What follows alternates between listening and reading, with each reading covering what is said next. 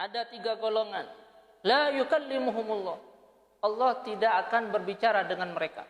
Artinya tidak akan berbicara kepada mereka dengan pembicaraan yang baik, tidak. Tapi Allah akan berbicara dengan mereka dengan pembicaraan yang penuh dengan kemarahan dan kemurkaan. Ada yang mengatakan seperti itu artinya. Ada yang mengatakan tidak akan berbicara kepada mereka, Allah akan berpaling daripada mereka. Wala yanzur ilaihim, dan Allah tidak akan melihat mereka dengan pandangan yang penuh dengan rahmat.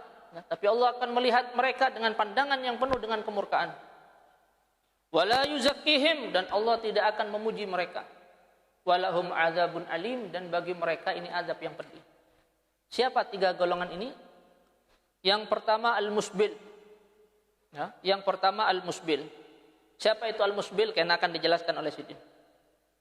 Yang kedua wal mannan. Nah, ini yang mannan ini adalah orang yang suka mengungkit-ungkit kebaikan. Nah, suka mengungkit-ungkit sedekah. Padahal kadang-kadang yang disedekahkannya ini kada seberapa. Itu pun sudah 10 tahun yang lalu, masih aja diingatnya. Padahal yang disedekahkannya ini kada seberapa. Tapi sesudah 10 tahun masih aja diingatnya. Lah, masih aja diingatnya.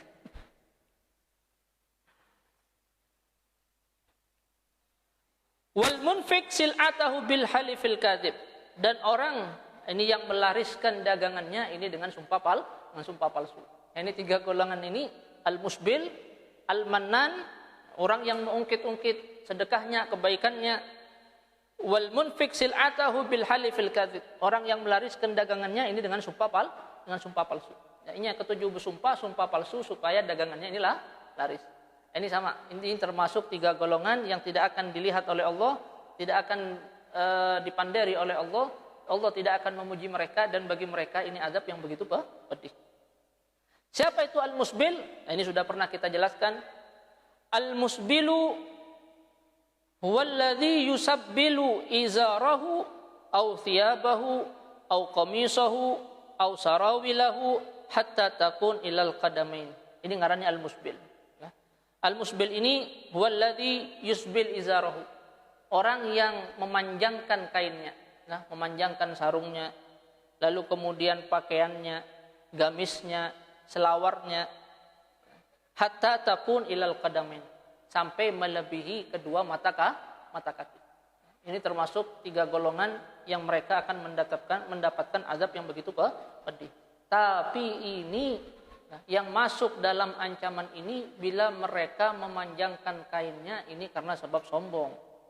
Lah, dalam hadis itu manjarra thawbahu khuyala, yang memanjangkan pakaiannya, kainnya karena sebab sombong. Ini yang masuk dalam ancaman ini.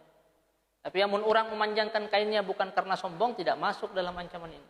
Nah, yang masuk dalam ancaman ini hanya yang memanjangkan kainnya karena sebab sombong.